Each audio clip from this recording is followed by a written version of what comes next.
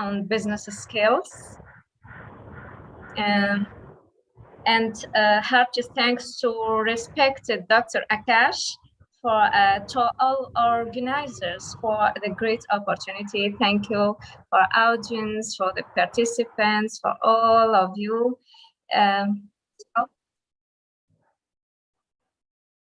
So I will share my screen. May I share my screen, Dr. Akash? Yes. Yes, ma'am. Yes, ma'am. Please. Yes, thank you.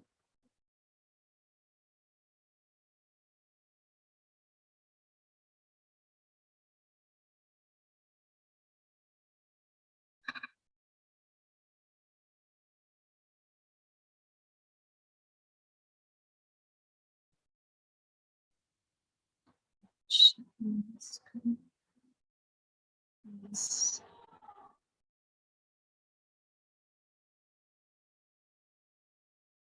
Is it visible? Yes, it is visible. Thank you, ma'am. So, International Day. I'm so grateful and thankful to be today here to share and care about my thoughts and my ideas about this meaningful topic, really, business. Moment, please. So, business is the legal process of production and selling to earn profits. Marketing, maximization of customer satisfaction, economics, creation of utilities, in practice, creation of customer and business scholars, production and distribution.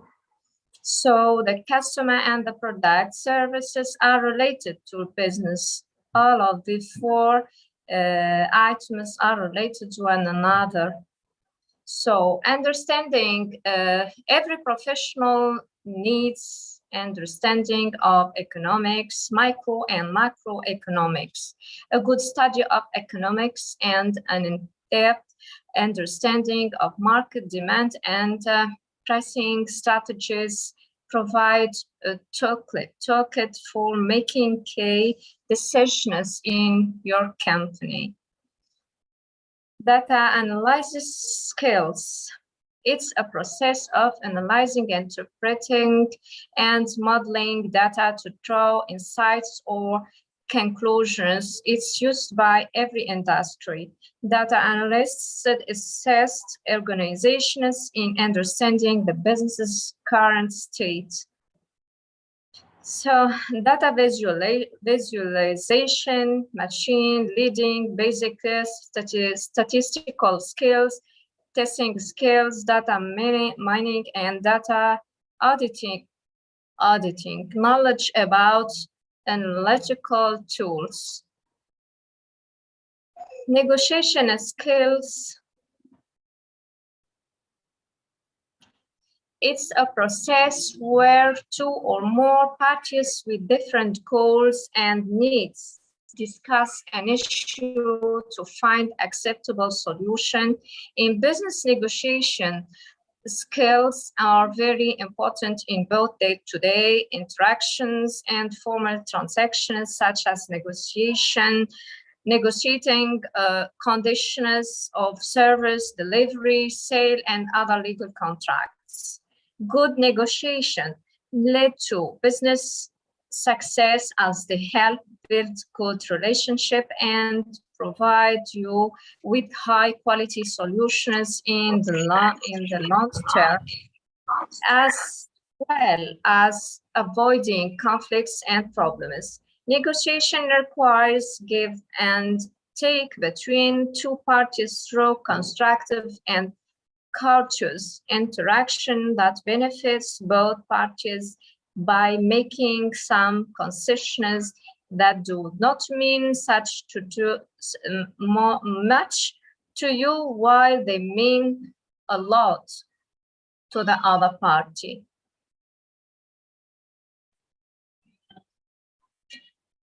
Some tips: be prepared to compromise. Start by visualizing possible gains to losses. Practice negotiating.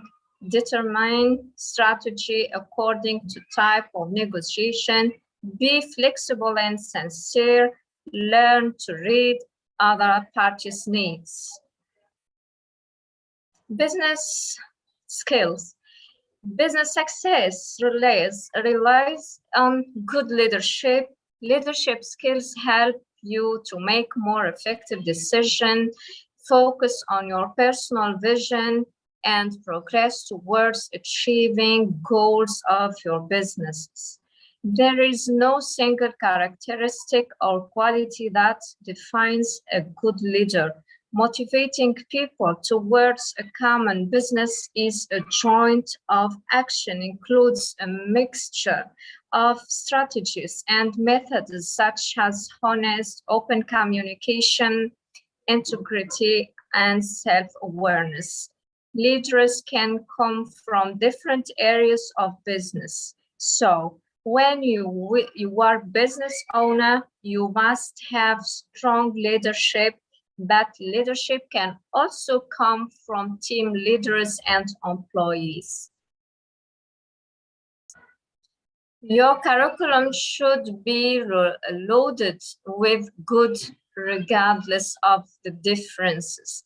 Good negotiation makes each party feel comfortable and satisfied and ready to deal again in other business in the future.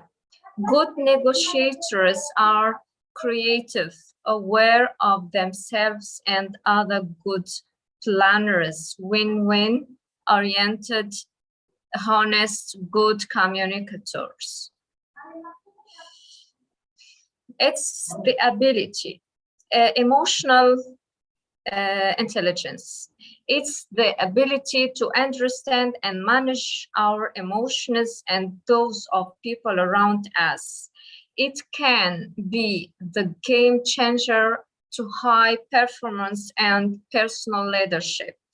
Emotional intelligence, be self-awareness, empathy, motivation or motivated, social skills, self-regulation. Networking, it's the sharing of information or services between groups, people, or businesses.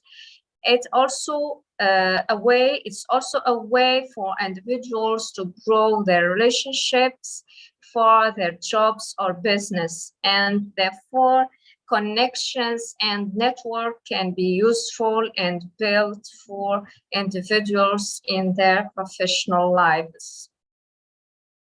Effective communication skills. It's the process of exchanging ideas, thoughts, opinions, knowledge, and data so that the message is received and understood with clarity and purpose. Effective communication skills, eye contact and visible mouth, body language, signs, checking for understanding, smiling face, summarizing what has been said, ask some questions, encouragement to continue. Thank you for your attention.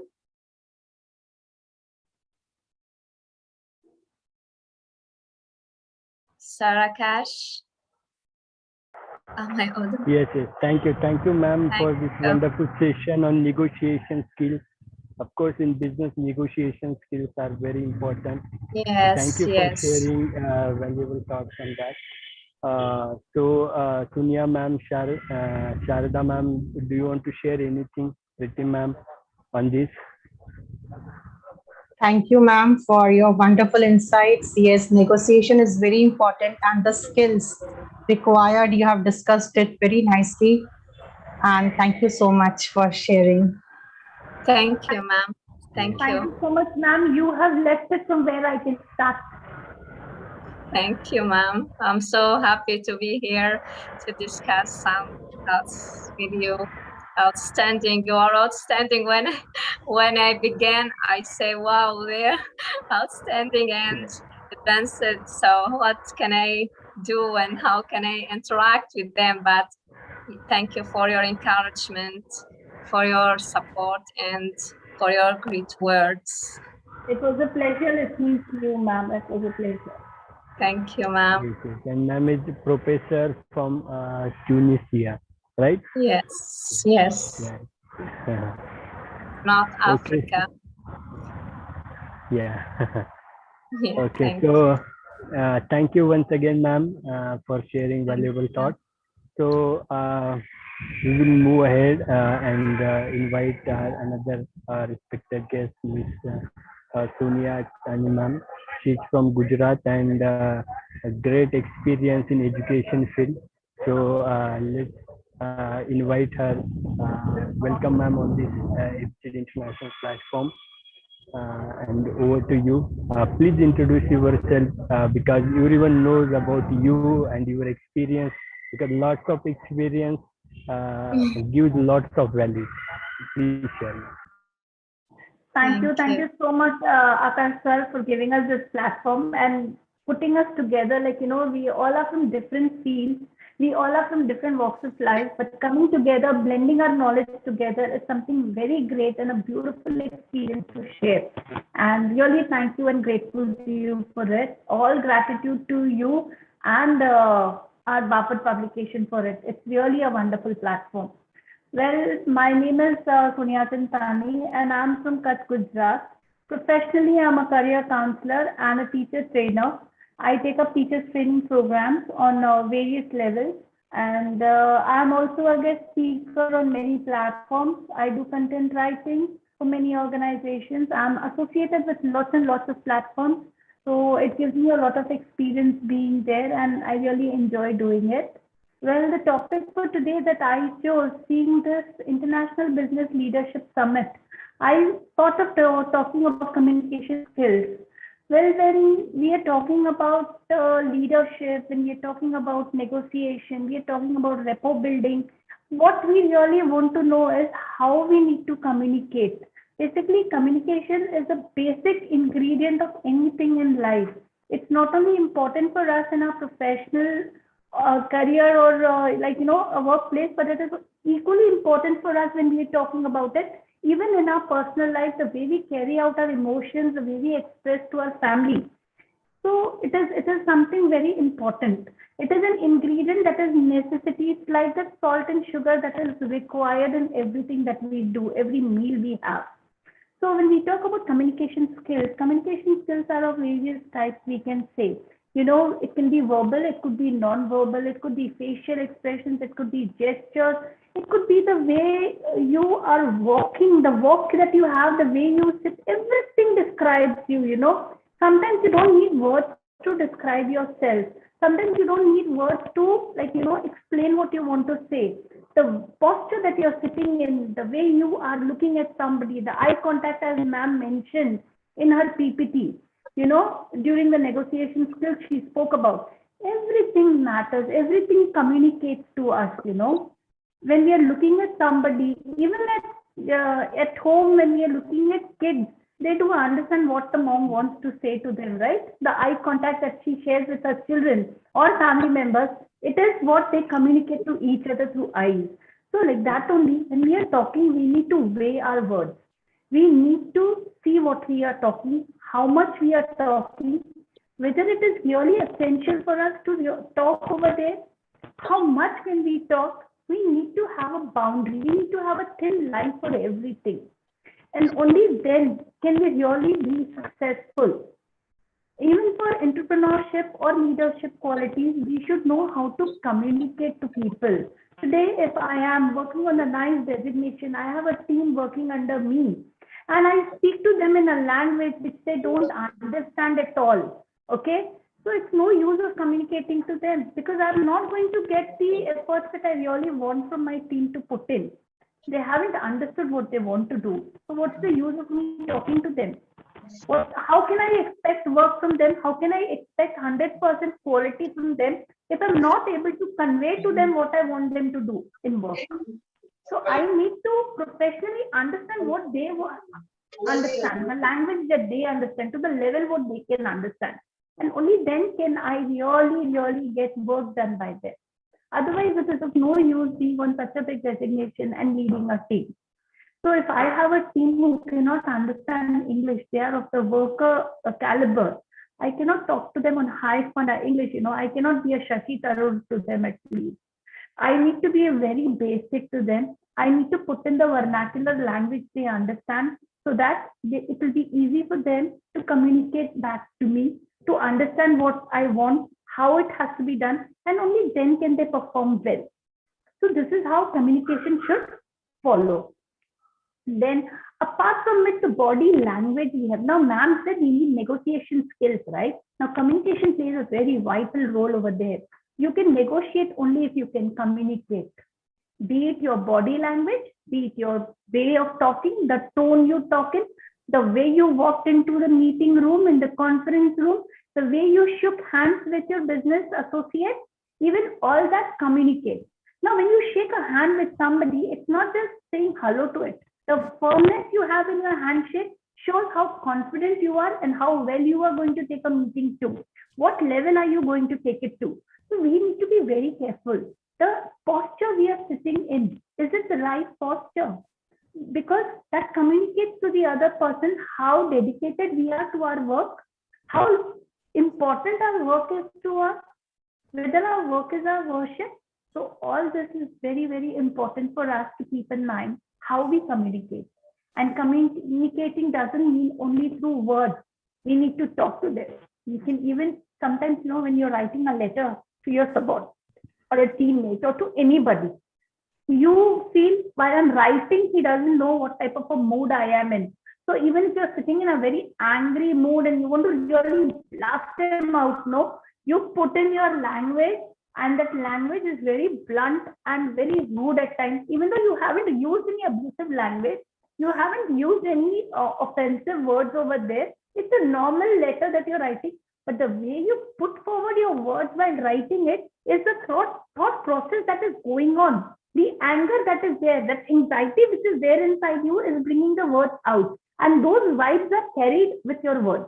So when the person reads it, he understands that you were not in the right state of mind while you wrote it to him. And he understands the tone you must have written it for.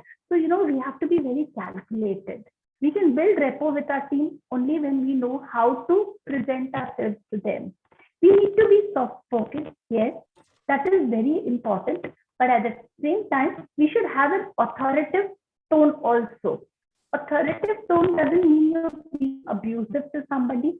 It does not mean use offensive language. Doesn't mean you need to be a great critic, but you need to have an authoritative team, because when you are putting forward, it should be, yes, I'm a leader. What I'm saying should be done. That quality should be there in you. The zeal with which you come out should be fantastic. And that is how communication skills can help you in becoming a good entrepreneur, becoming a good leader. And that is how you can lead to a very good and professional life also. You can have a successful business with it. Thank you so much. Thank you.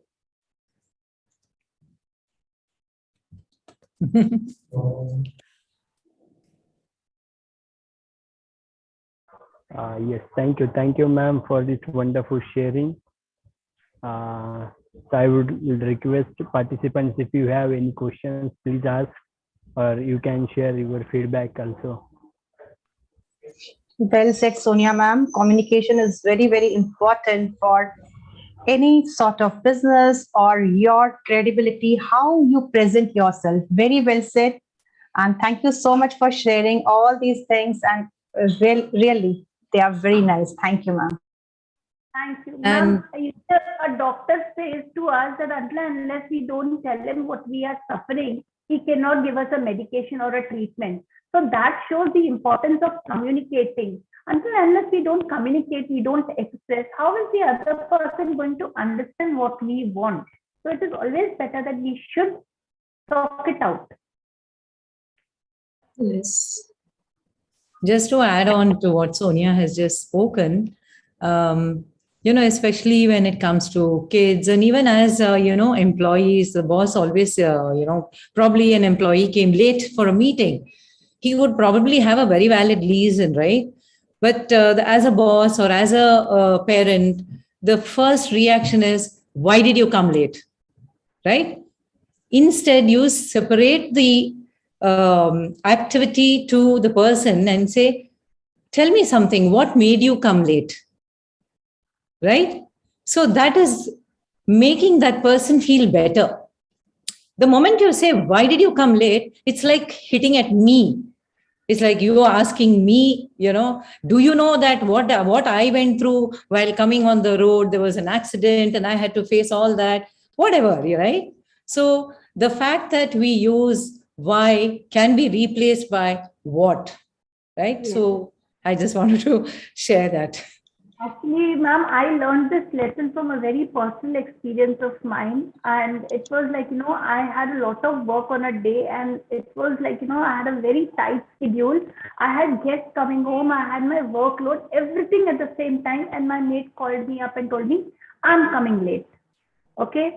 I put the phone down. When she came at 11:30, I was in a very bad shape, and I furiously told her, why did you come to work only? You shouldn't have come today. And she started crying and she told me, Didi, मेरी mama गिर गई थी, उनको चोट आई है, I had to take her to the doctor. And that put me there off, like, I was feeling so guilty. After that, I apologized to her. I said, see, I had a very heavy load of work. Today's day is very, very heavy work for me. And I'm really sorry for what happened. You please go back, first attend to your mom. You come back in the afternoon after lunch and finish the work for me. And that is a day, and today I never put forward any kind of such question to anybody. In fact, yes, I always try to say, Beta, kuch hua to nahi? Hope everything is fine. Do you need any help? So I try to do this now. It's totally changed for me now. It is like reaction versus responding, right? Yesterday, somebody spoke, one of the speakers was telling, leaders should not react, but they should respond, right? So we all learn our lessons are in our own way, right? But the best thing is, if we learn from a mistake, no, it is a very good learning. We should learn, apply it back in our life. Yeah, yeah, true. It should not be like that. True, very true. Okay, sir. Thank you, ma'am, for sharing valuable thoughts. So anyone wants to ask any question, or should we move forward? Yes, good evening, everyone. At the first place, thank you, Sonia ma'am, for such a nice presentation.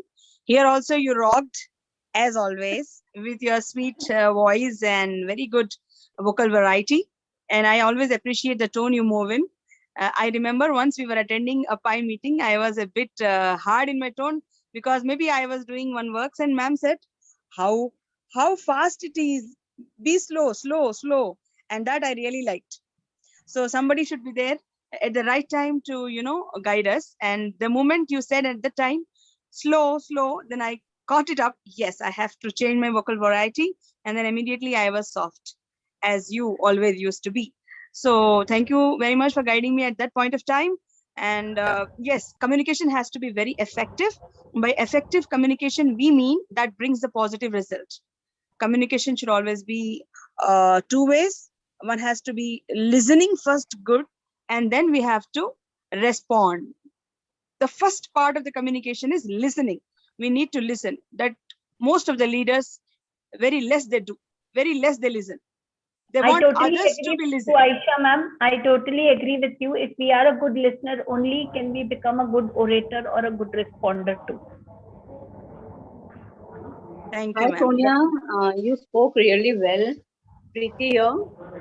Really, very well you spoke. And yes, I just want to, as Aisha ma'am is saying, yes, if we have effective communication, we are able to have a bonding also good, and we can improve our relationship also. So without communication, that nothing is possible. So relationship not only at home, relationship not only at workplace, but with your friends, with your colleagues, everywhere. So communication is a very important thing. Yes, you need it for negotiation, you need it for rapport building, you need it for team building. You need communication for everything, for relationships at home, at personal level. You need to communicate. You need to have a mode of communication, otherwise life gets very tough. Yeah, thank you very well. Sir, means like whatever you shared was very valuable. Thank you. Yes, thank you ma'am once again for sharing valuable thoughts. Listening अभी मुझे भी improve करना है, so thank you. So let's welcome our another next respected guest, Miss Sharda Chakravarti ma'am from Kolkata. She is also very much experienced in education, and as I said, experience जितने इतने सारे experience लोगों से हम सीख रहे हैं, तो definitely कुछ valuable सीखेंगे. So welcome ma'am on this wonderful platform. Over to you. Thank you, Akash sir. Thank you so much. I want to extend my gratitude to ABCD International family, especially to Akash sir, and to inviting me, giving me this opportunity to speak on this International Business Leadership Summit 2022. Today, like I have been, in fact, we all are listening. What are leaders? Who are leaders? Actually, what is leadership? It's influencing people. And how do we influence people? How do we influence people? We can influence people because people, they don't want themselves to be led by, or they show some resistance. So how this particular resistance can be removed? This resistance has to be removed in order to go forward. What is that one thing which is required for you to lead somebody, or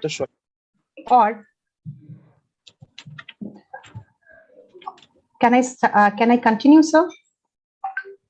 Okay. So now we have one thing. There is one. What is the one thing required when you want somebody to lead you, or you lead the people? What is that required? What are you creating in between the people, between you and people? The first quality which is required for which should be created between a leader and a follower, whether it's parents or their children, boss or their subordinates. So there is a particular module which is very, very important for the leaders. The leaders can be anywhere. So that particular module for me, which is very, very important, is rapport building. Rapport. Can anybody tell me what is rapport? What do you mean by the term rapport? R-A-P-P-O-R-T. Just getting along with people. Yes, very good. Thank you so much. Yes, of course. It means connecting with people, and I call it, in a very simple word, comfort. If somebody is not comfortable with you, why will they listen to you? They will not listen to you unless they are connected with you or they are comfortable with you. Can I lead anybody if they are not comfortable with me? No. You must have seen people, they show resistance. They don't want to be led by anybody where there is no connection, there is no comfort. Can somebody trust me if they are not comfortable with me? To build the trust, this trust, we need comfort. 90% leaders, they underestimate the quality of creating comfort with people. Let me tell you one thing, comfort is everything, rapport is everything. First, comfort comes, then influence. Because when people, they are not comfortable with you, they will never ever let you lead themselves. So comfort is first, and then comes the influence. So now, we should not get immediately into changing people or influencing people. You must build rapport before continuing. There should be a comfort zone, and unless it is not there, you will not be able to lead people very effectively. Sometimes I'm sure you must have heard, you must have seen, experienced that you spoke so well, but the other person did not listen to you what you wanted to say. Have you ever experienced?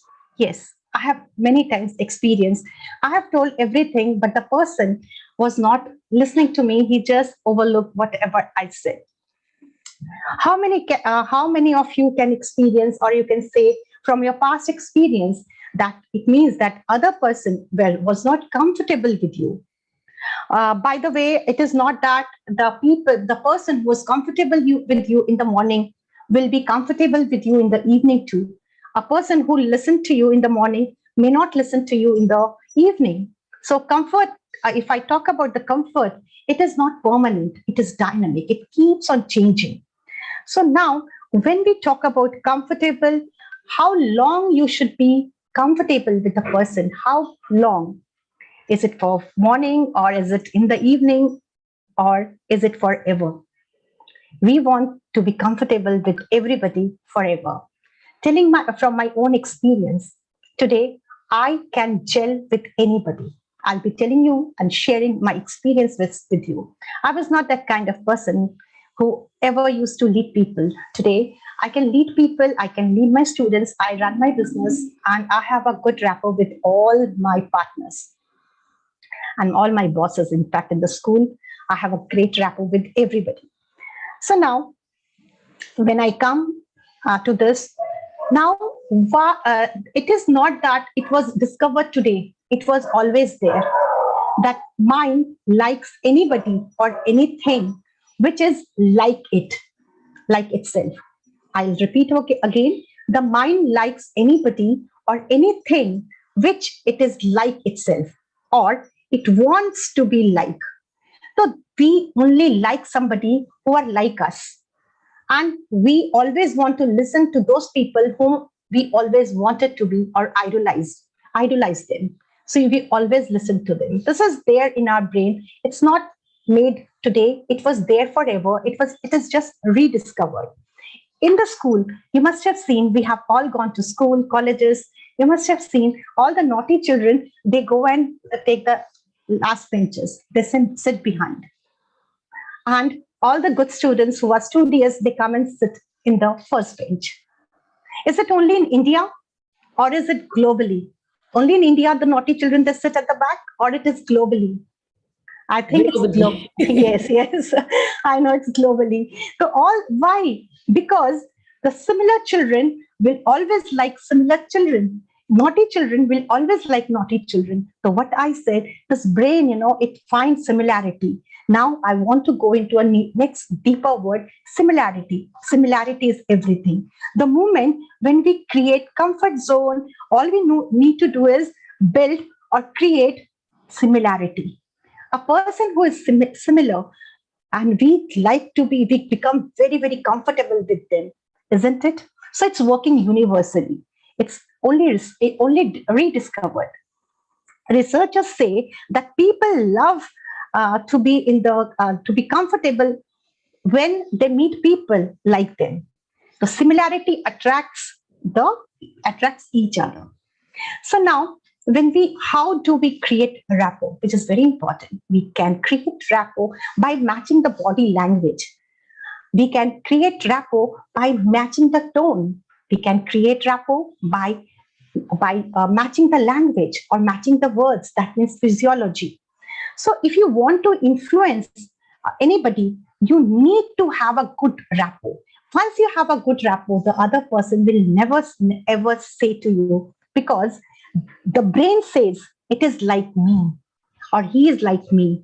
So in this way, so what do we have to match? We have to match the likes and dislikes. You must have seen in colleges or when we are in the school, whenever we want somebody to be our friend or we want to propose them, we just take their information. What do they like or what do they don't like? So now when we talk to them, like if the girl says or the boy says, I like pizza. And even if I don't like, oh, wow, pizza is so good. Now let's play role play. Suppose I'll ask Sonia ma'am, Sonia ma'am, just tell me any 3 things which you like. Any 3 things. For example, I love traveling. Okay. So you can say any. I like reading, I like music, and okay. I like talking on different topics. Okay. Now you said I like reading. Now I'm saying, what is this reading? I just don't like it. I can't stand you reading. How will you feel? You'll feel very disconnected.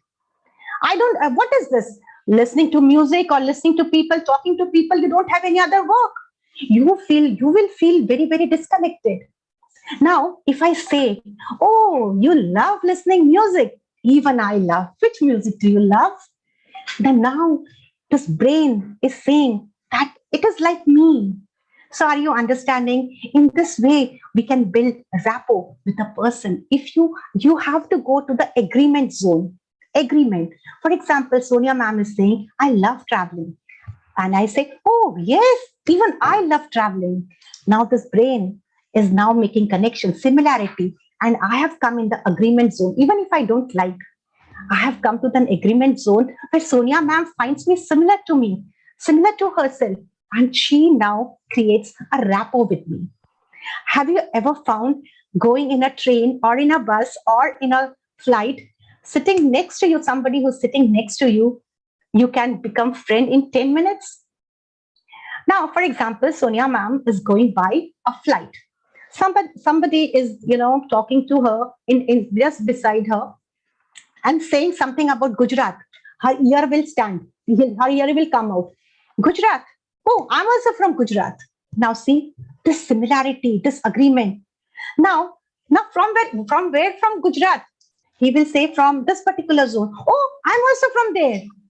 Now the similarity is attracting and the rapport is building. And after 10 minutes, you become so very good friends that when you leave, you just take their phone numbers, you take your email ID, and so on. And in this way, what happens, even in colleges, when we like somebody, we take their information and we love to tell them, like for example, even if I like action movie, but the one whom I like, if he likes romantic movies, I'll say, oh, romantic movie is so good, I really love. But maybe the whole time I'm just banging my head. But at that time, I'm not saying. Now, these two people, they get a good rapport, they marry. After marrying, what happens? Now they are permanent. Now the person, the opposite sex, they think, oh, ye to permanent, and now they will not move anywhere. And now they show their true self. Oh, what do you like only romantic movies? God, I can't stand this. And the problem starts. The rapport, they are not agreeing, they are not aligning with each other. When people, they say in relationship, like you have to be yourself, it's a myth. If you are yourself, sometimes there will be a conflict, because what happens if you are saying this and your partner criticizes you? What will happen? You will not like. Just now, I criticized Sonia ma'am. She did not like at first. She did not like. She will not find me have a good rapport with her. So this same thing happens when the people, they have a bad, they don't agree, they go for criticizing state, and the relation spoils, and the rapport, again, you can bring it if you again go to the agreement zone.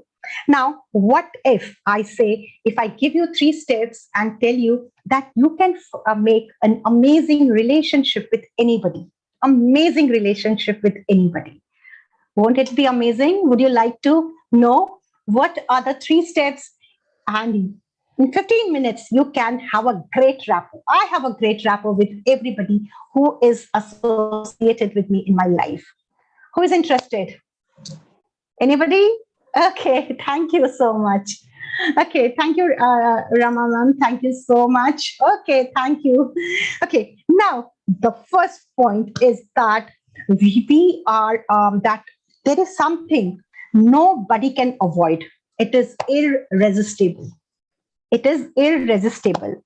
Now, when you meet someone, our brain has a RAS, reticular activating system. It's just like a scanner. And when we meet somebody, the scanner starts scanning and find out the similarity.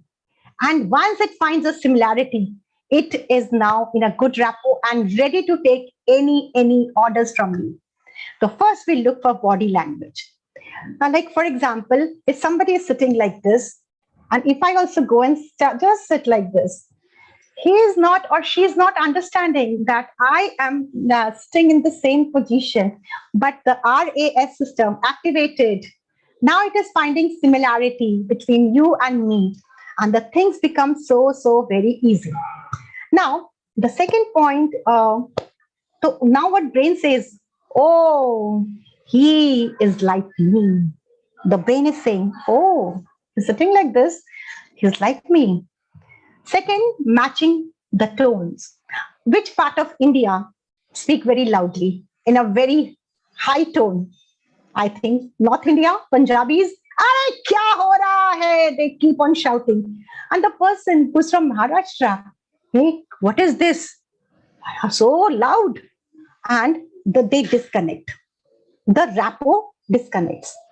If a person who is loud and I'm talking to them in a very soft voice, what will happen? They will not find any connection, no rapport. The RA is saying, no, no, no, it's not similar to me.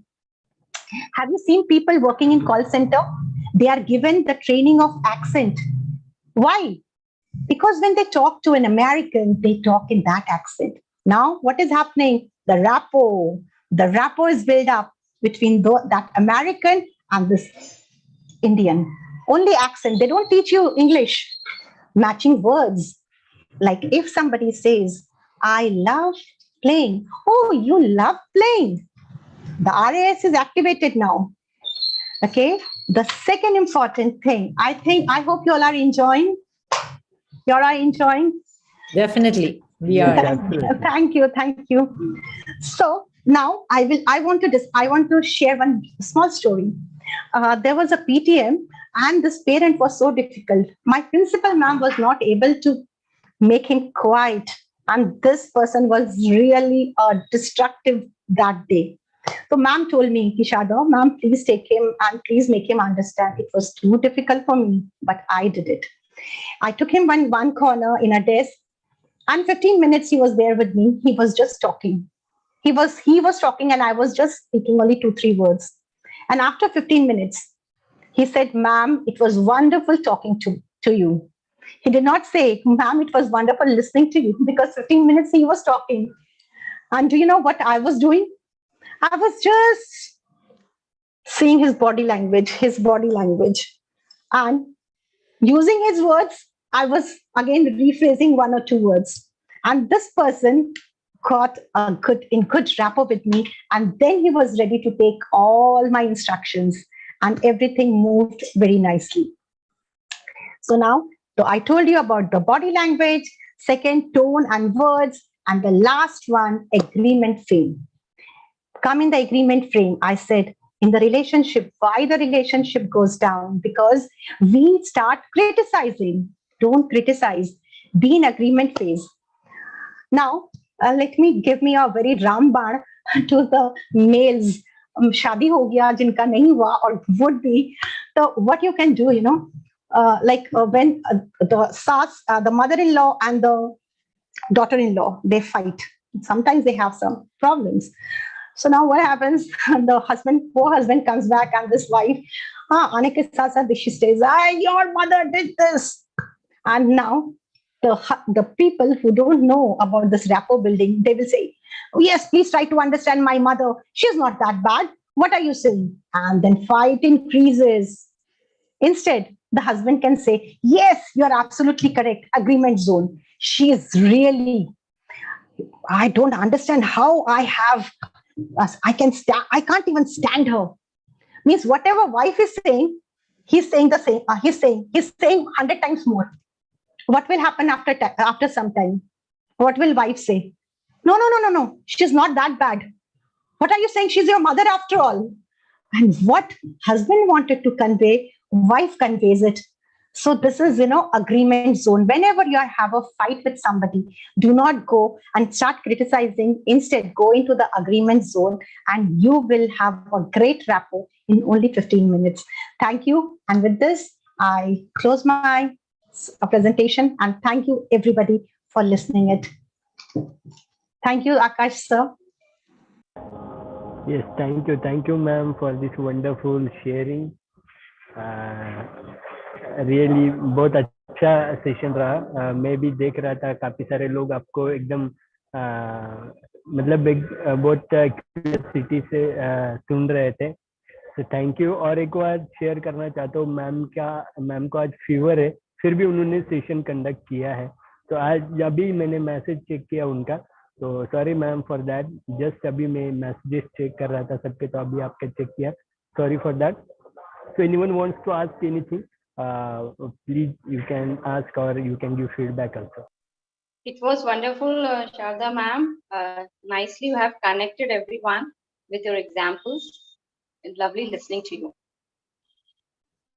And I think you have proved you're a leader despite all your, physical health issues. You're still energetically and connected with the audience and delivered a wonderful session. Thank you for that. Yeah. Thank you so much. It's a pleasure listening to you, Sharda. It's always a pleasure. Thank you so much. Yes, I was not well, but the commitment is commitment.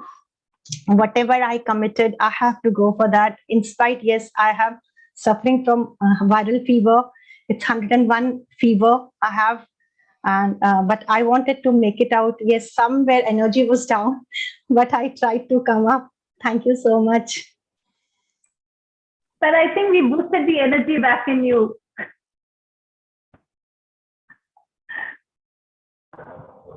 Hello. Yes, sir. Wonderful session, Sharda ma'am. Thank you, Priyanka ma'am. Thank you. Though I joined late, I was waiting to hear you. I was stuck in Pi's meeting. It was really very wonderful. Thank you. I will surely conduct this session again in 5 if Sonia ma'am gives me permission. Yes, thank you ma'am once again. So let's move ahead and फिर से एक बार और अपने next respected guest को invite करते हैं. She is from Bangalore. We welcome Rama Shankar ma'am. So welcome ma'am. We have another जो एक्सपीरियंस है उनका भी, और फिर yes ma'am, welcome and over to you. I think there's a lot of noise in the background or something. Yes, मेरे background में था. Sorry. Okay. Good evening, everybody. And at the outset, my heartfelt gratitude to Akash ji for giving me,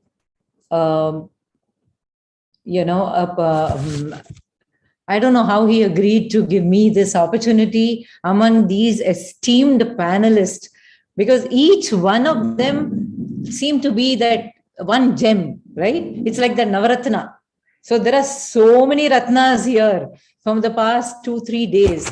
I have been, observing very keenly.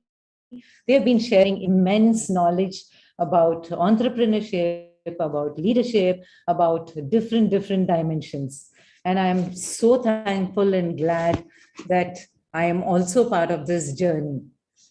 Hi, I am Rama Shankar, and I have lived in Africa for 23 years and recently moved to Dubai for the past 2.5-3 years. And at the moment in Bangalore, I have had a lot of diverse cultural experiences, which have been pleasant at the same time, has given a lot of valuable experience and learning along the way. And I have been certified by the NCDA, CDA, which is the certifying body, as a student career coach. I'm also a certified psychometrician, psychometric analyst. I'm a motivator, and I have authored a book. And yes, I like people. I love singing, and I play badminton. Even though I'm old, I still compete with the youngsters and keep myself very fit. So that's in short about me. So Akash ji, have you given me the permission to share my presentation? Yes, ma'am. 1 second.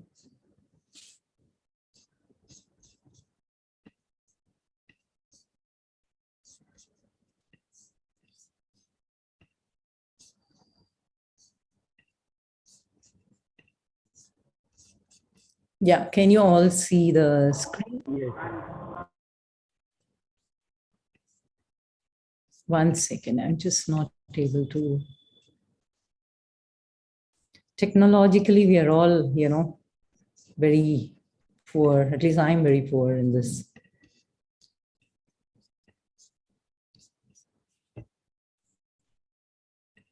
My screen is not moving. Ma'am, we all are learning to be tech savvy, so it's okay. Absolutely. I think that's one thing the pandemic has taught us, right? Okay. So you can see my screen? Yes, ma'am. Yes, ma'am. Okay. Yes. Okay, great. So for the past 2 days, we have heard a lot about leadership, a lot about leadership qualities, the attributes, the different leadership styles. About, I think a day before yesterday, I think Aisha ma'am was talking about autocratic leadership, authoritarian leadership, democratic leadership, and there are innumerable leadership attributes people have spoken about. So today I would probably look at a different perspective and talk about, let's understand what's not leadership in very simple terms. It has nothing to do with position. Somebody may be in a very great position, but as an employee or as a junior, I may not look up to that person as a leader, right? Somebody may be very senior. I have seen in some organizations, people have spent 25 years, 35 years in the same position, holding the same, routine job. And still, people don't look up to that person as a leader. It has nothing to do with titles or flowcharts. It has everything to do with action. The action of leading a group of people towards achieving a common goal. That is what Akashji is doing.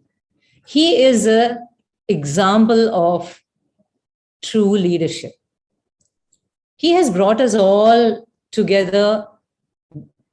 In fact, a global platform he has given us, right? So it is the action of leading a group of people towards a common goal.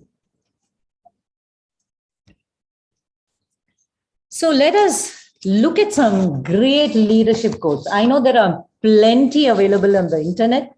I just picked up a few which kind of resonates with me, right? So the first is, leadership is the capacity to translate vision into reality. This is from Warren Buffett. A lot of you have mentioned about Warren Buffett in the past 2 days. He is an American business magnate. He's an investor, a philanthropist, one of the most successful investors in the world. And his net worth is $113 billion as of June 2022. And he is the 5th wealthiest man in the world. And look at his quote on leadership. Now, the next one is a leader, John Maxwell. He says, a leader is one who knows the way, goes the same way, and shows the way. Now, John Maxwell, again, is an American author, speaker, a pastor who has written many books and primarily focuses on leadership. And Maxwell's books are #1 New York Times best-selling books. And he's a great coach and a speaker. Now, the next quote is, the quality of a leader is reflected in the standards they set for themselves. This is Ray Kroc. Now, Ray Kroc, again, was a American businessman. He purchased the fast food McDonald's. All of us are very familiar with the name. And today, if McDonald's has a global presence, it's because of his leadership style. Leadership is about making others better as a result of your presence and making sure the impact lasts in your absence. Isn't this beautiful? Sheryl Sandberg, she is an American business executive, a billionaire, and a philanthropist. And she is the first woman to serve on Meta's board of directors. So, how do you ignite minds? Lead by example and others follow. Sounds pretty easy, isn't it? But then, how do we get a group of people or an organization to move towards achieving a common goal? Some people want it to happen. Some wish it would happen. And there are others who make it happen. Now, I would like to show, the image of 6 leaders. I know there are innumerable leaders in the, in the globe, but I just picked up these 6 for a reason. So, what do you think made them leaders? Just quickly, anyone? They were able to influence people. They were able to influence people. Absolutely right. Anything else? They had empathy as a quality. Empathy, yes, that is very, very important, because when you are a leader, you need to empathize with your subordinates, with your colleagues, even with your, bosses at times. So let us look at what, yes? Yeah, means like I was saying. Yeah, continue, please. Yeah. So what do you think are their attributes? Now you see here, 24 attributes in this list, right? Now, can you tell me which are the 6 attributes, or out of this, you pick up the 6 skills that are hidden in this slide? Can anyone tell me which are the 6 skills? Because all others are personal qualities.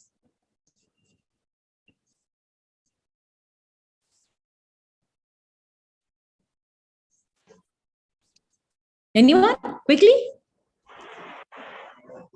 Networking, decisive, focus,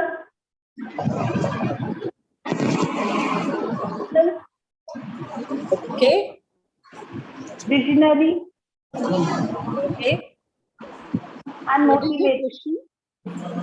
Okay. I think partially you are right. So let us see what are the skills that are hidden. Networking, you are right. Communicative, decisive, knowledgeable, listener, and qualified. Now, these are the 6 skills.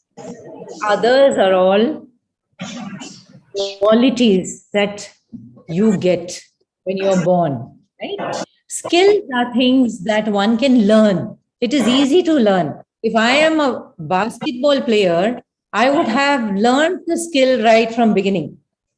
I would have to go for a coaching and learn the skill. If I want to be a violinist, I have to start, learning the notes initially, and then go to a teacher who will teach me the skill, and then I become a violinist.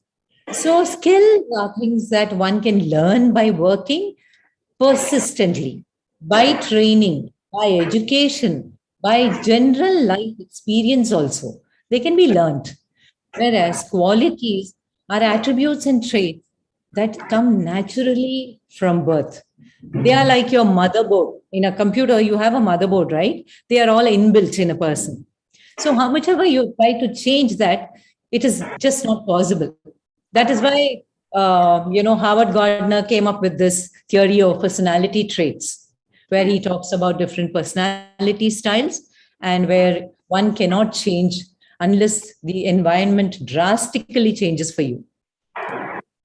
Now, there was a very interesting survey of people and their performance, which I like to share with people because it helps us realize and get to know what is it that these top performers or top leaders who are famous do differently.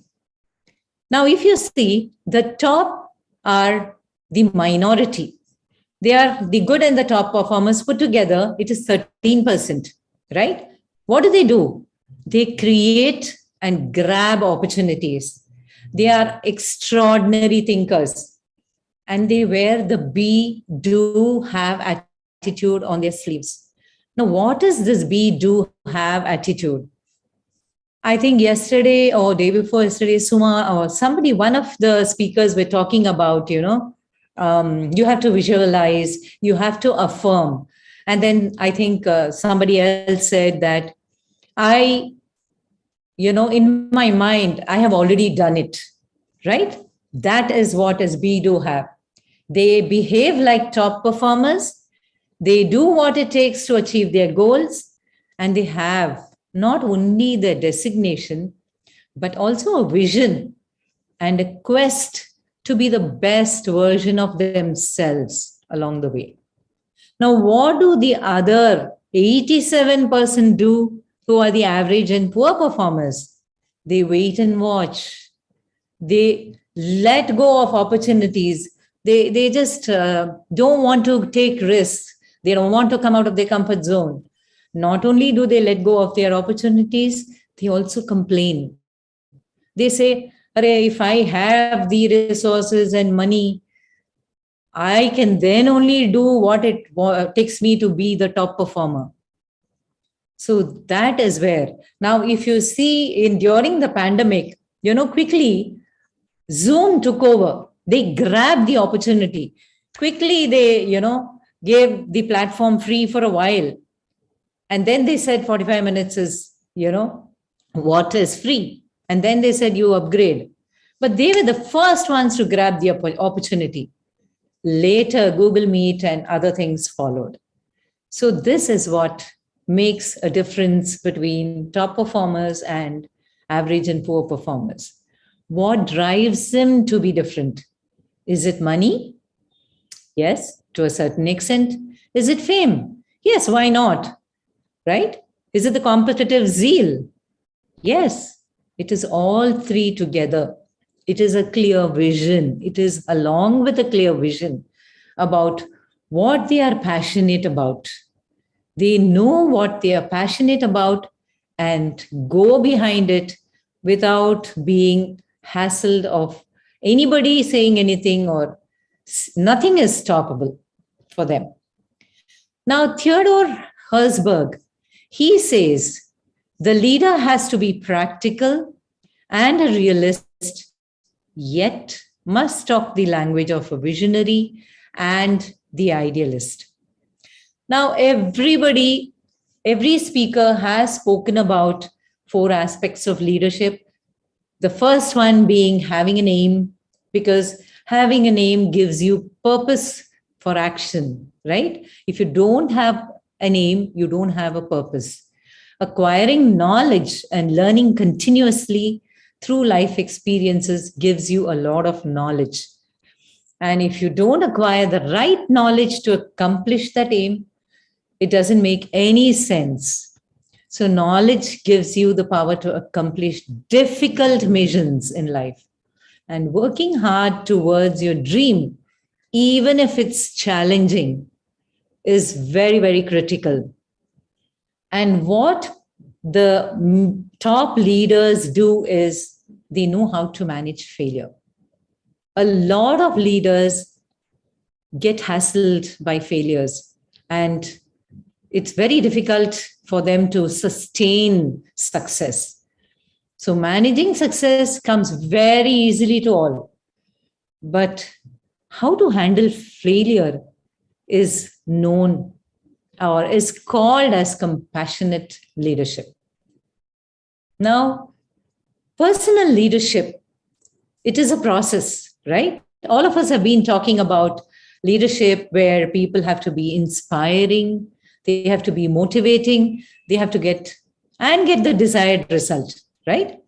Now, leadership is a process where a person exerts influence over others and inspires, motivates, and directs their activities to achieve a common goal. So this is personal leadership, and this is a choice. Again, I think yesterday one of the speakers was saying leadership is a choice, like the lion. The lion took the choice of being the leader. So it is personal leadership quality, right? Now, all of us admire this man, right? Dr. Abdul Kalamji. Now, he was a great teacher, great author, and led by example. Now, he always had a rapport with students and loved being among students. So in one of his, talk with the students, one of the students asked him, what do you see as a most important turning point in your life, sir? Now for that, he said, I have many incidents and experiences in life by which I have learned a lot. But let me tell you one important experience that I had. And today I also follow that with a lot of humility. He said in 1973, his boss was Professor Satish Dhawan. He was a chairman of ISRO, under whom Abdul Kalamji became the project director. Now he was given the project of, launching the SLV-3 into orbit. Now he, along with his team, took up this challenge and they worked day and night. Thousands of engineers, workers, staff, they worked all together day and night. And the team was all ready to launch the satellite vehicle. On 17th August, 1979, the satellite took off beautifully among people clapping and yelling. It was globally telecast. And the first stage gave predicted performance, right? The second stage was initiated, and 8 minutes into the launch, the computer was showing an error message, and it said terminate. As a project leader, Abdul Kalamji had to take the most crucial decision in life. For that split moment, he thought about his team, how they have toiled day and night, how they have worked all together, putting aside their family, right?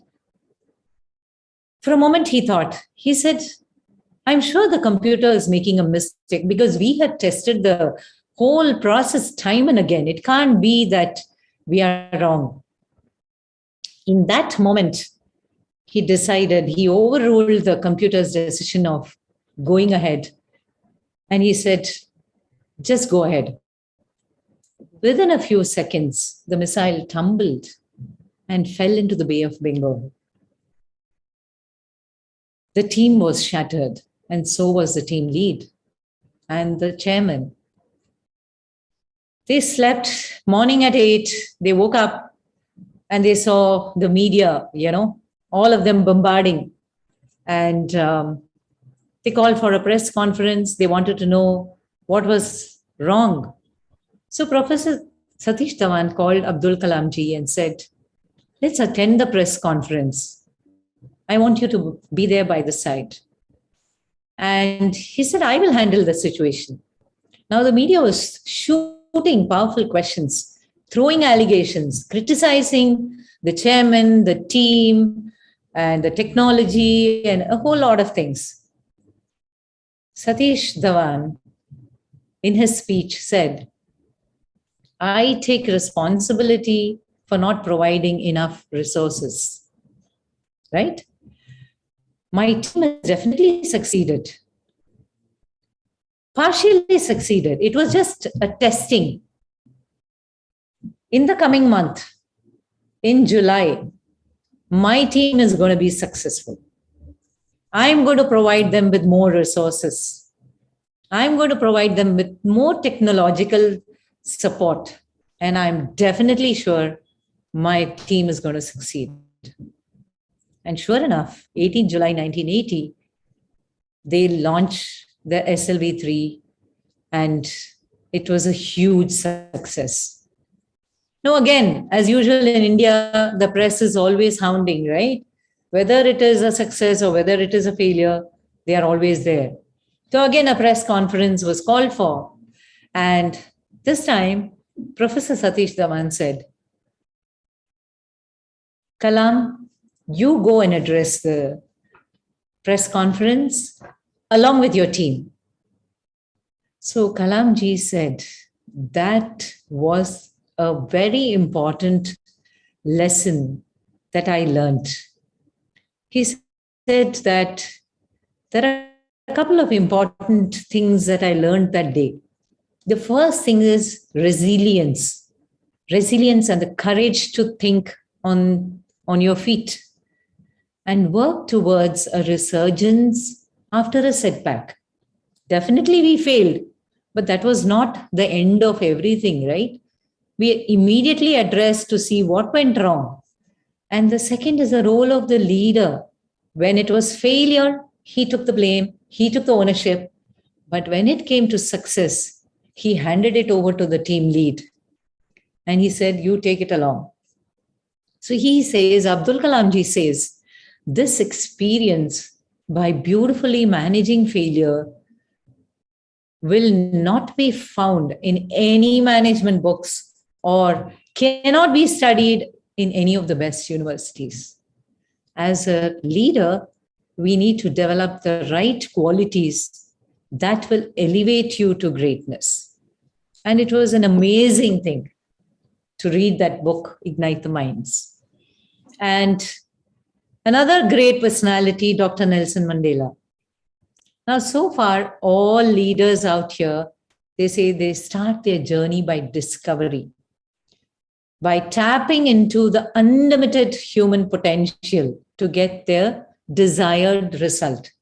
Now, for example, if we have a 40 watts bulb and a 60 watts bulb, both are plugged to the same source, but one shines better, gives more light.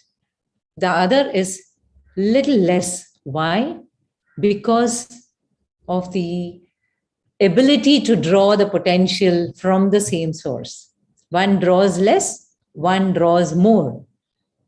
So it is in the hands of leaders to tap the potential among your team members.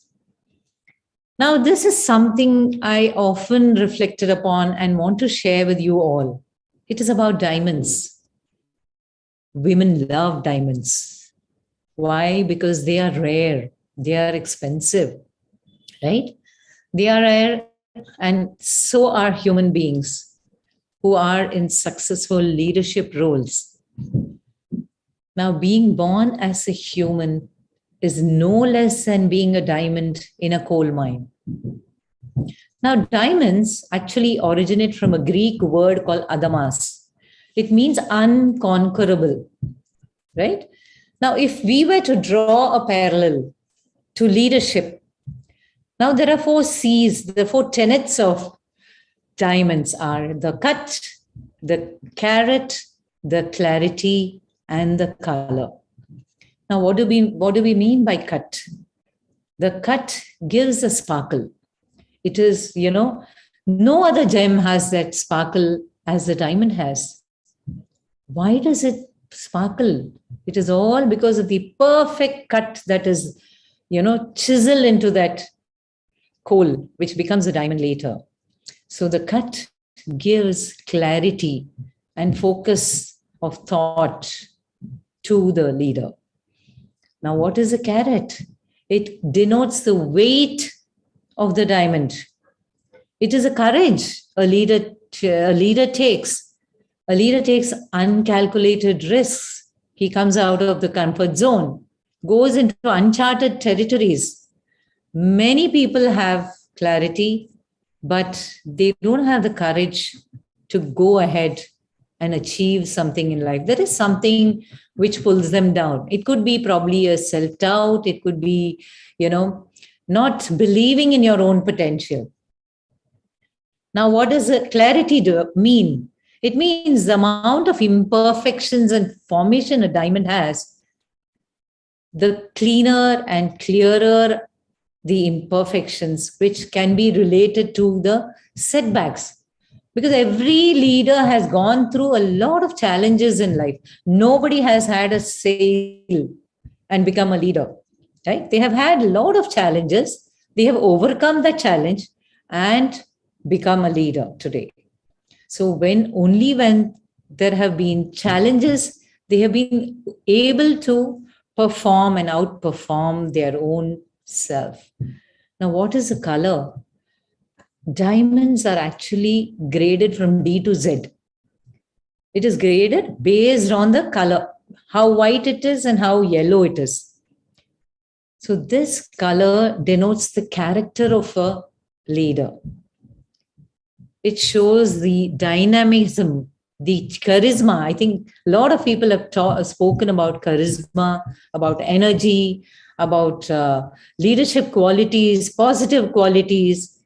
So there should be an alignment of the leader's qualities to the actions. So the look, the actions, and the words should align together. So this will set the tone for the organization and future.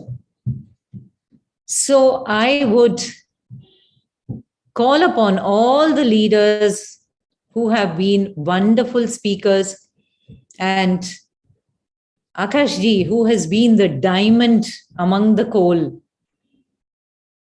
And he is a great example of leadership. And I encourage everybody to discover the diamond in you. And I thank and my gratitude to Akash ji for giving this opportunity to share whatever little knowledge we all have on this great platform. Thank you so much.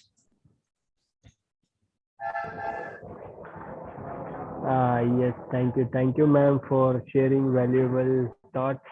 ऐसा कुछ नहीं है, actually मैं ही आप लोगों से बहुत कुछ सीखता हूँ. आप लोगों का एक्सपीरियंस ही इतना है, मेरा उतना एज भी नहीं है. सो आप लोगों से इतना जितना सीखे उतना कमी है. So thank you all.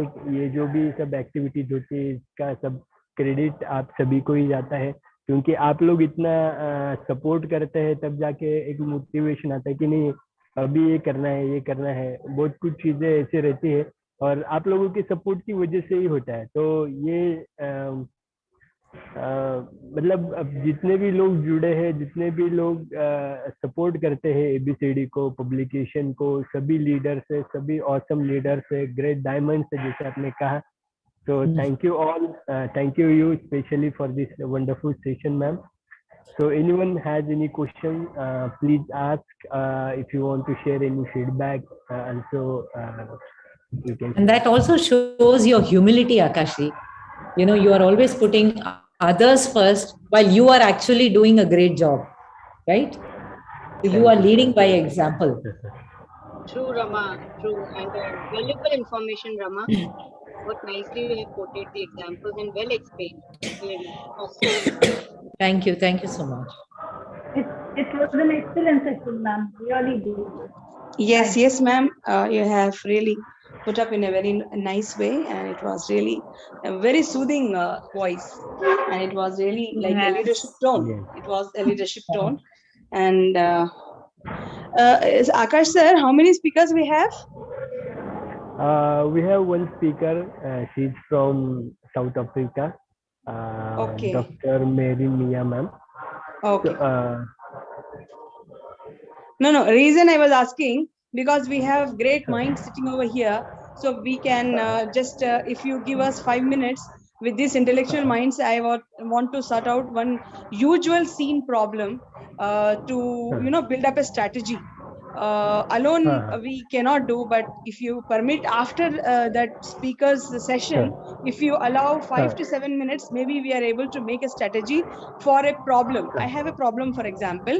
Let us take a case study, and then we'll try to see that various solutions to it. Sure, after sure. the speaker speaks, inshallah. Is it possible, sir? Yes, yes, exactly, ma'am. Thank Possible you, है. sir. Just ma'am को invite करते हैं. So great evening, Marine ma'am. She's NLP expert and she's our ambassador also from South Africa. So welcome, ma'am, and over to you.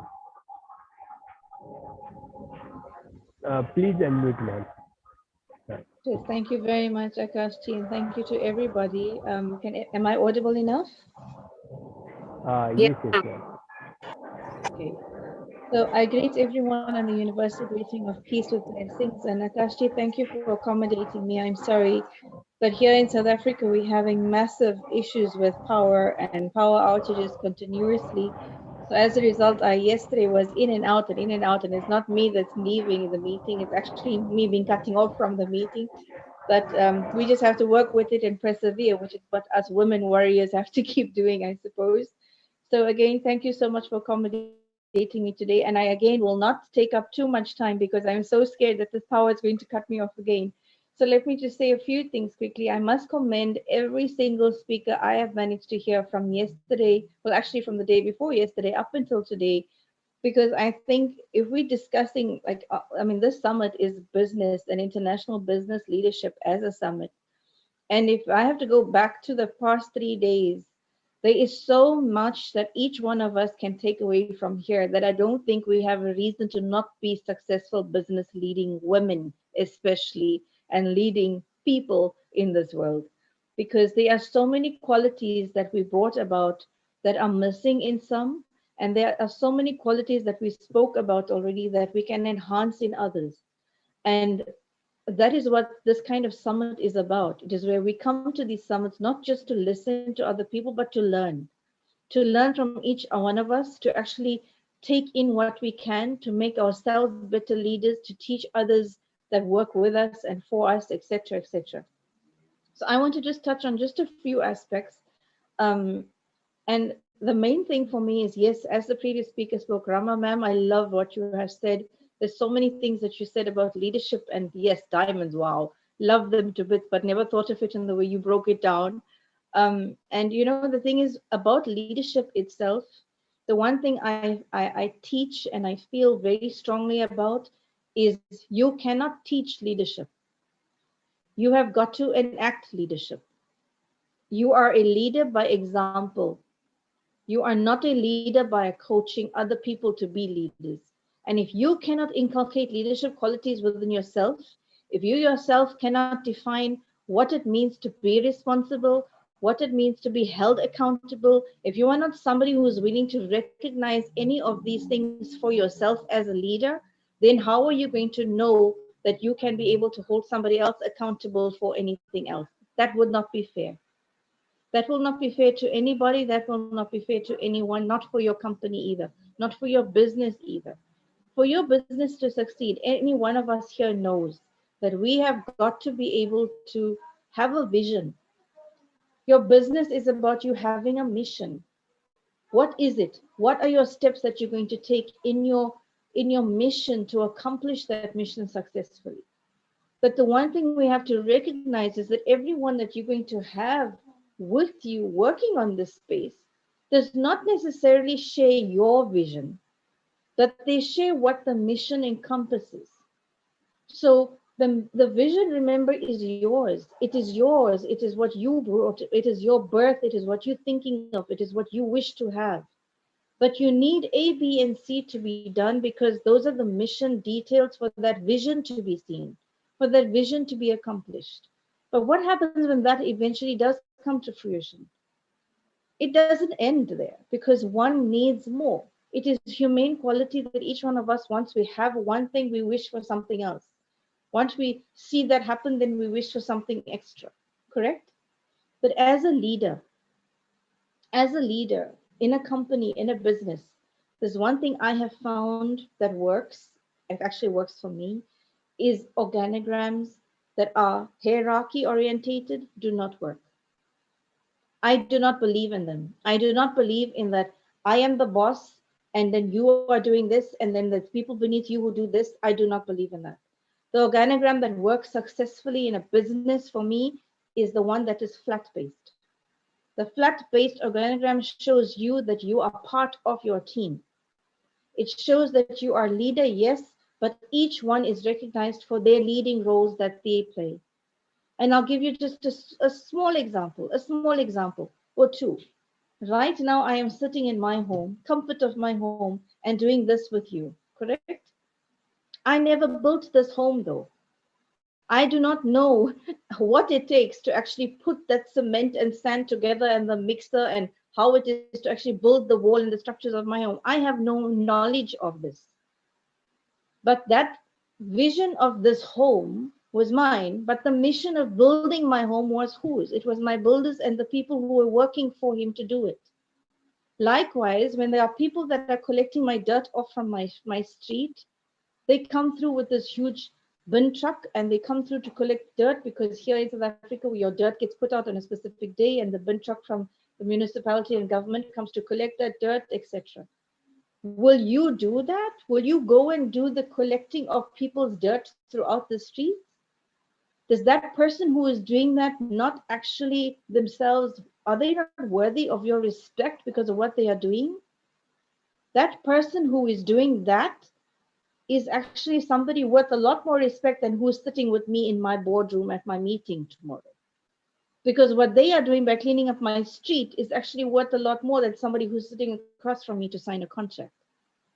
And when we see that each person has this quality of being who they are in the best of their capability and ability for that moment in what they are doing, that makes you a leader.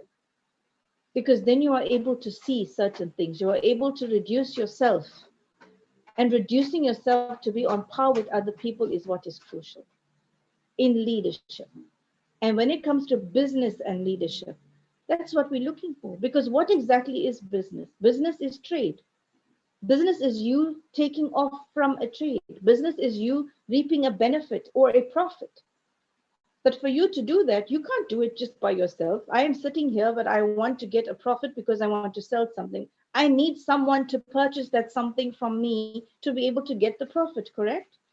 I need to be able to identify, I know who is it that I am marketing for, who is it that is needing my product, and that requires me to do a little bit of research and investigating. I cannot be a sit-back leader who expects everybody else to do everything else, but I will take the credit for it because I am the boss. That is not how leadership works. Because leadership, and I believe this because there's a quote on this, it says that the key to leadership is influence, not authority. The key to leadership is your influence, not your authority. How are you going to influence your staff? How are you going to influence? How do you influence your home and your household? Are you dictatorial by nature? Are you somebody who feels that I need to say A, B, and C, it must just get done? I don't care how it gets done, but I want it done. Is that you? Or are you somebody who's willing to say to someone, listen, this is what I think we should be doing. What do you think needs to be done? And listen to other people's viewpoints. That listening, that ability to allow other people to also be leaders, because that's what they are. If you look at the company structure, we're looking at company structures, you have managers, you have supervisors, you have people on the floor, you have your production line, all of these kinds of things, correct? But what exactly does your manager do? What exactly does your supervisor do? They take on the roles of, I'm a manager, I'm a supervisor, but what are they doing? They're supervising a specific means of getting something done. I am managing this because this is the policy and procedure you put in place as the business leader, and I need to manage so that it gets done. But are those managers and supervisors actually taught that they can identify future managers and future supervisors beneath them to progress in the company also? Or are they just there because I'm the manager, so you listen to me. I'm the supervisor, so I will say what needs to go. Why? Because the boss lady says so. And I say lady, Akashjiba, with respect. We have to understand that when we're putting in policies and procedures for businesses to structure, to become good, we need to lead how those policies and procedures must be effective. And effective leadership begins firstly with you. You as being the best leader first for yourself. Because when you are somebody who's the I'll sit back and watch leader, then everybody will just do what they feel like doing because this is how they think it should be done. But when they see you as part of their team, when they see you as part of them, it automatically makes somebody who's working with you, and I'm saying with, not for, with you, feel like they are part of your team, that you are somebody that they wish to work with. When I walk into my office, and if it's a building of 15 people, I do not get to my office until I greet every one of them personally, face to face, and ask if they are well. Why? Because I need each and every one of those 15 people. Whether you are the somebody making my tea or whether you are the somebody bringing in my income, I need everyone to be felt the same. Feel as special as you need to feel because you are with me. You are not just working for me, you are working with me because without them, my entity means nothing. Can I do it? So I'll stop there and I'll just say, remember, these are concepts. We could go on. Akashji, you can do a whole 5-day workshop on this and we still wouldn't have enough to have to cover. But Sure. I promise you, I think between all of us that are around here, we all have similar concepts and ideals. We have exceptional leadership qualities that we can take forward. And I know I've taken back. I love what Dr. Rajput said yesterday about the time and TIME. If I think I remember, he had T and I and M and E saying something. I'll go back to that. But each one of us have got to know that the leadership is within each one of us. And like it is with each one of us, it is within everybody else too. So that respect, mutual respect for each other as being a potential leader is what grows the leadership. And when we grow that, then we grow leaders in your community, you grow leaders in society, and that is how we build leaders in our nation. Thank you again, Akashi. Thank you so much to everybody. And I'm so grateful to the Creator that my power lasted me this long. So thank you so much to all of my sisters and wonderful people here. I loved it. Loved hearing all of you also. Yes, thank you. Thank you, ma'am, for your valuable session. Actually, first day से हम try करते हैं, but problems आते हैं और problems को और के जो जाते हैं वही लीडर्स होते हैं. तो यही हम at the end of the session वही कह सकते हैं. तो कितने सारे प्रॉब्लम्स आए, कितने सारे लोग थे, सभी को कुछ ना कुछ.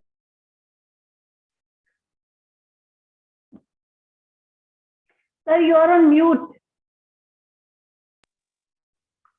Akash sir, you're on mute. हाँ सर, मैं एंड पे थोड़ा प्रॉब्लम था. फिर भी हम सबने मिलके ये सक्सेसफुली कंप्लीट किया है. तो ये एक लीडरशिप का मतलब जो हम सीखे हैं इम्प्लीमेंट करने की कोशिश कर रहे हैं, ऐसा हम समझते हैं. So without wasting so much time, I would like to invite our participants to ask any question or share your feedback. And also Aisha ma'am, आप जो बोल रहे थे आप वो share कर. Ma'am, with what you shared your knowledge on, or the topic that you spoke, I would only relate one thing to it. They say it's a usual saying that behave with somebody the way you want them to behave with you. That is very important, actually. So towards what you said at the end, the conclusion is this only: we need to behave with others the way we expect them to treat us. If we want them to give us respect, we should learn to give them respect first. Very true. Let's start from home, right from our domestic help, right? From the milkman to the domestic help to the sabziwala, we have to treat everybody with equal respect, right? They're all doing their jobs. Otherwise, today we wouldn't be so comfortable in our homes, right? Ma'am, we would not be sitting so nicely for the virtual. Absolutely. Yeah. It is them who really help us out. In the pandemic, ma'am, when we had to work during the lockdown, yeah, actually many people really valued them after that only. Because when they had to do everything from the core at home, they realized how much of work they used to leave on their domestic help. And Correct. many people really realized it. And I think that was the way God wanted them to understand the value of those people True. also. Very true. And again, when she was talking about hierarchy, when organizations, when bosses or they are not doing well, it's always the bottleneck is on the top. So that is where the challenge rises. It's not below, it's always at the top. So if we are able to change the mindset of the top management, then it's easier to reflect that comes down, right? Very true. So I think we can all take a screen picture by turning the cameras on. Sure, ma'am. Yes, ma'am. आपको share कर रहे थे.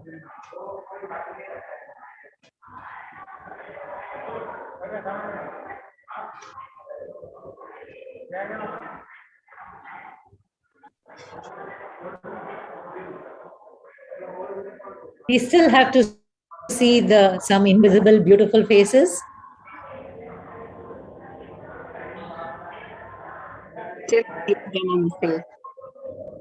Mute mode.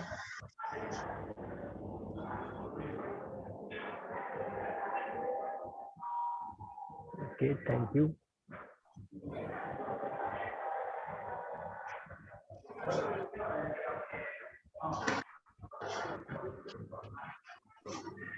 If anyone wants to share anything, Aisha ma'am, आप share कर सकते हैं. Yeah. Thank you all, great minds, ignited minds. We have expressed our experience and expertise. And now what I felt at the end, to chalk out what we have learned, whatever the knowledge we have gained in this summit, I felt like we should discuss a case study, a very simple case study. So the case study, we will have a brainstorming session of maybe 5 to 7. If all agree, it's not a compulsion, but I felt like we should become strategical planners, or we should develop some strategy as a leader. So where most of the leaders, they lack the strategy. That's why in spite of having very, excellent qualities, because of the toxic culture or negative politics not being positive in an organization, which is a hidden culture, so that will ruin the qualities of true leaders.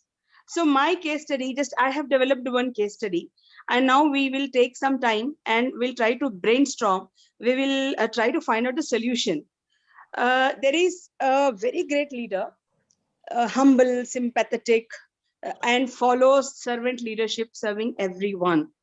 So when the leader is very humble, simple, listening to all the stakeholders in the organization, there is a group that behaves very well with the leader, but later they plan and they, a kind of conspiracy, they plot and they meet higher management and try to replace this leader with any inefficient leader with the power. So in that case, the leader who was very effective, humble, simple, sympathetic, whether that leader who has been, replaced has to be a simple person, or he has to struggle, or he has to take his right?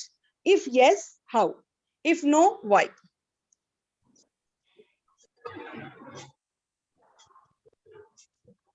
Okay, I'd like to go first. I think, when it comes to leadership, being passive is something people don't look up to. At the same time, when you're aggressive, people also do not like that.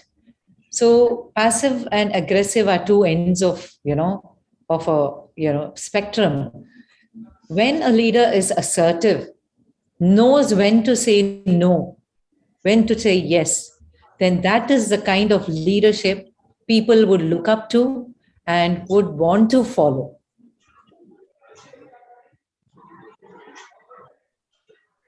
Totally agree with you, Rama ma'am, on this. Because, as I said during my communication skill topic also, I said we need to be authoritative. We don't have to be bossy. We don't have to be offensive. We don't have to be humiliative. But we need to have an authority in what we say. The team should look upon, yes, he is the leader. What he's saying has to be done. And it has to be done in this confined time. Now the leader, as in the case study, the leader is good. He's humble. He's empathetic. But that authority is missing. He gave the liberty to his subordinates to make a decision and go against him, to have a conspiracy against him. That should not be given. You should give liberty, but that should have a borderline, where it should come to an end. You should not cross beyond it. But ma'am, again, it's society. So we are a part of, and everybody, I think, some or the other day we have to face being authoritative or being, as ma'am said, passive. Both are I think we are having a loop point over here because of the society, what the structure, what we have actually given it to people. That's why they are coming onto our head. Being a leader, even if we are giving the authority or if we are being authoritative, both the ways, coin has two sides. So that time it depends on the situation, what decision that person has to take. Ma'am asked why yes and why no. So it depends. If the person includes himself or herself in unrequired offensive comments, the person will again face problem. He'll not be actually finding a comfortable atmosphere to work over there. And if he remains silent over there, even then the person won't find it comfortable because he has been degraded by the junior. So both the ways, I think situation, whatever the situation decides, that time the person has to take the decision. What we meant with authoritative is not bossing over anybody or with that tone, karna hai, ye karke aana. No.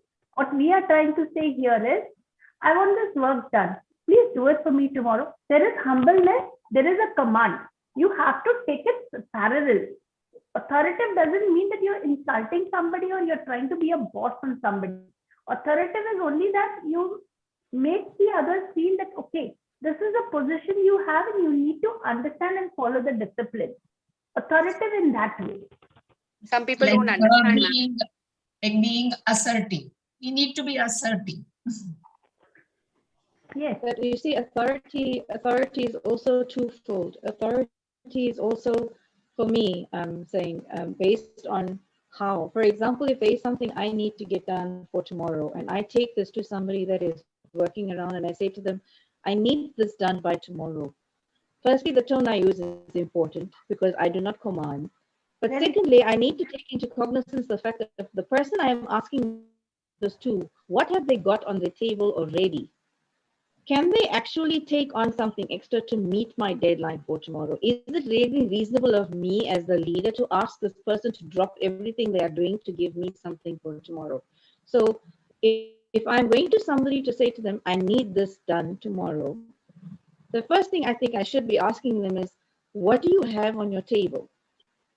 Are you able to actually meet the deadline if I give you something to do for me by tomorrow? Because by doing this in this way, I'm recognizing the fact that they're already giving me their effort. I'm also acknowledging the fact that they are giving me whatever they are giving me.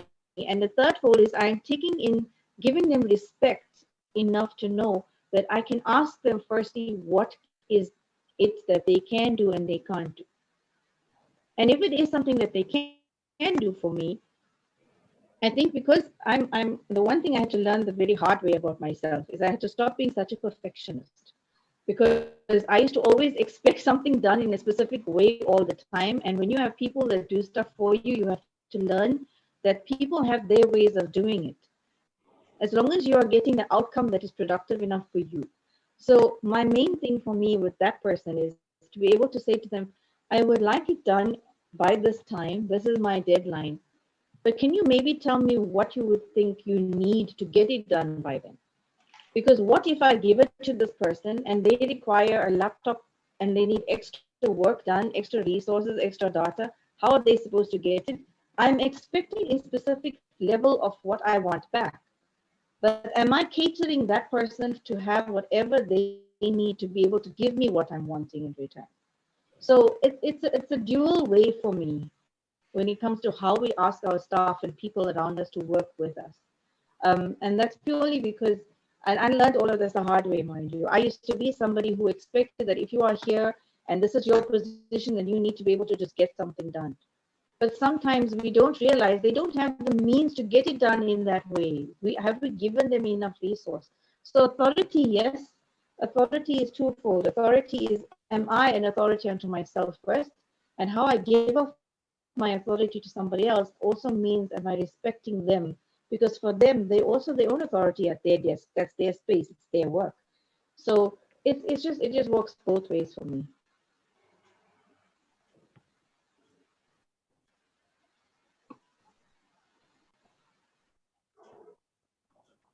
Aisha ma'am, I hope you've answered the question that you had, the case study that you had. We've given the sufficient answers to it now.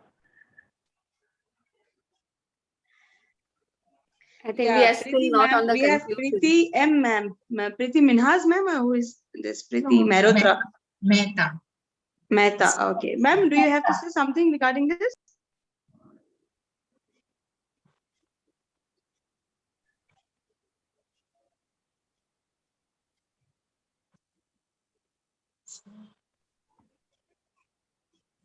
Preeti Mehta ma'am, आप कुछ share करना चाहते हैं, वो पूछ रहे हैं ma'am.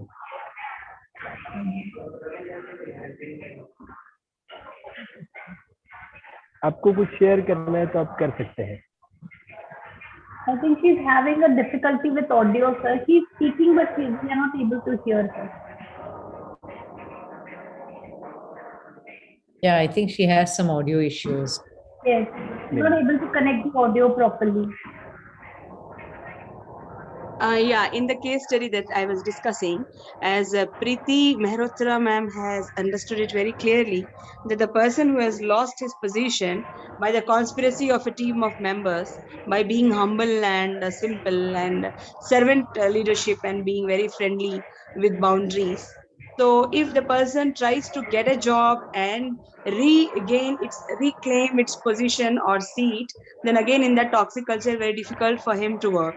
Or if he keeps quiet and don't try again to go back to his position, and if he doesn't try, that is another problem that somebody has degraded. So in that circumstances, there should be a strategy. There should be a strategy that, for example, imagine that person who was removed from the position by the conspiracy. We shall see the hierarchy. That supervisor, for example, supervisor, then comes a vice president, then comes the president. Now the supervisor was smart enough to become the vice president by directly approaching the president. Okay, supervisor also thinks that he is a great leader and he tries to degrade the vice president. Okay, then he directly approaches the president and says wrong about the vice president and gets that seat ultimately by convincing. The problem here is when the lower people try to reach the higher people by crossing the middle level managers, when they overlook the intermediates, okay, and they move directly to the higher position, then don't you feel that the higher position people should call the person about whom this was told and should have a face-to-face meeting to solve the problem then and there? Don't you feel so? Sister Aisha, can I just ask you, this company that you are referring to, even if it is in a case study, do they not have their own internal policy and procedure regarding this kind of route? I mean, can somebody just merely go to the president to ask for a position? Surely there is a human resource policy and procedure that has to be in place in order, there has to be policies and procedures and what is followed and criteria to be followed. It's not just whether I know somebody, it's whether you fit the criteria for the actual position. So I'm not saying, yes, I do feel there should be open communication between the president and whoever he works under him or for him. But does the hierarchy not understand that? There? The hierarchy does not understand that today if he is reaching them to remove somebody else from the seat and take it, tomorrow it could be their turn also. Can't a conspiracy come against them on that hierarchy position? Yeah, you have got really the point, ma'am. The same happened when the vice president was taken out. Within 6 months, the president was also out, and the supervisor took the place of the president. So my question is, yes, that's what you said. It happened. It happened. It's a case study. It's a genuine case study. It happened in a part of a globe that I was going through. Do you And have? we were given the solutions. Yeah, we were given the the playbook that we have to write the solution how to overcome this kind of toxic culture. Exactly, Sonia ma'am, what you said, it happened when the vice president was removed. Within the 6 months, even the president was removed, and the supervisor took the place of the president. Imagine the organization's weakness now. So how to deal with this kind of toxic people if they exist around us is my question as a leader. We have learned so many things, so many good things, that we have to be, universally, morally, ethics we have to follow. We have to be a valued leader. That's all written in the very good books, in the research papers it comes. But when we come in the world of action, in the world of work, we find a different scenario. Then how to overcome? What are the things that we should have? How to plan a strategy? This kind of question was given to us. What should be the strategical planning? And the vice president, now who became a normal employee, and he's just seeing and unable to do anything, what he is supposed to do now? Aisha, here in South Africa, for example, there is something that we call the Labor Relations Act, which is a legal document, and the whole country obviously runs by this, which is legislation. Government also has to run by this. But because sometimes government does not necessarily work in the favor of an employee or employer, there is also the ombudsman, what we call an ombudsman, and that is somebody who is actually an in-betweener. So kind of like what we call a mediator between a company and a government cell.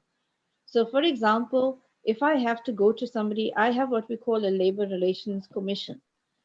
There is where an entity like this case study you are bringing forth, the people that work for this company each have to put in a proposal to say that they are now not comfortable with what has happened in this entity. And collectively, this is then put through to what we call the Labor Relations Commission. That commission has to now take this and investigate it further.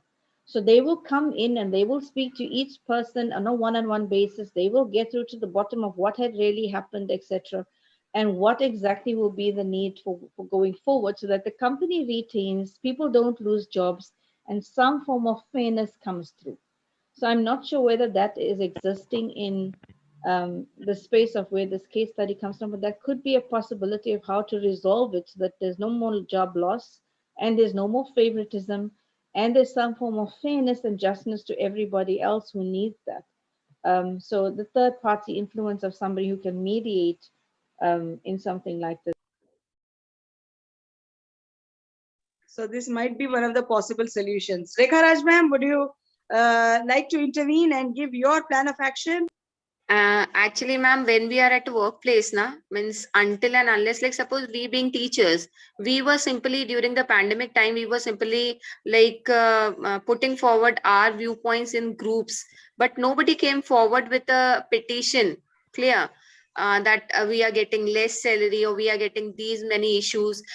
People were losing jobs, as ma'am said. And again, when we were actually facing difficulties with our salary issues, we were not speaking. This is the greatest trouble which everybody is facing.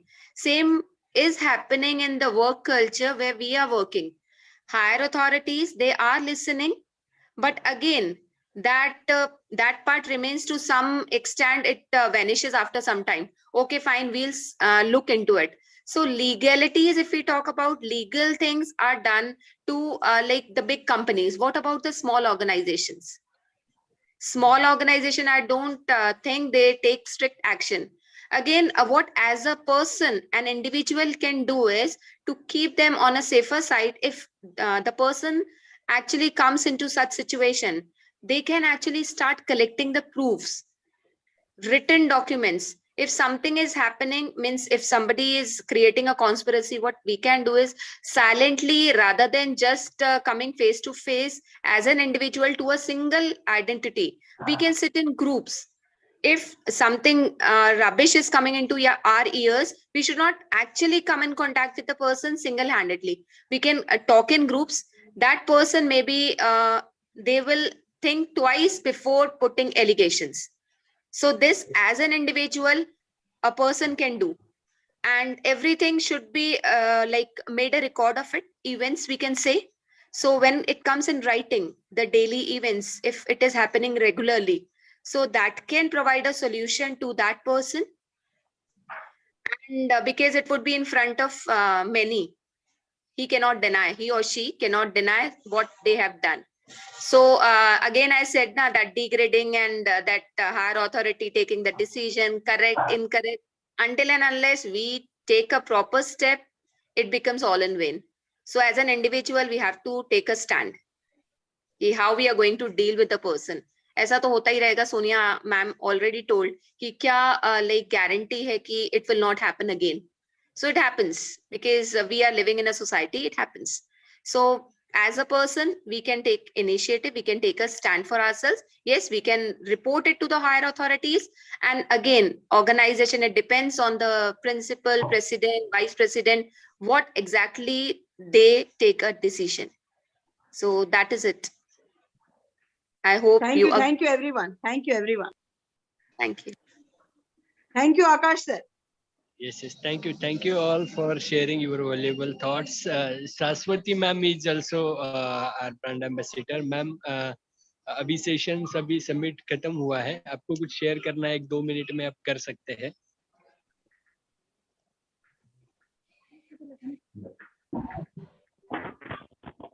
आपकी भी पहचान हो जाएंगी बाकी लोगों से, इसलिए.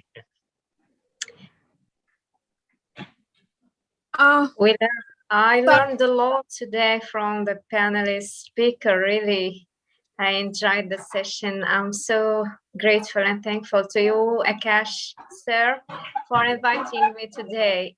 Really, I have met wonderful people, really. Thank you for sharing your valuable thoughts and experiences in this very interesting topic, especially nowadays. It's globally. We should take many initiatives, really, in business and leadership, entrepreneurship.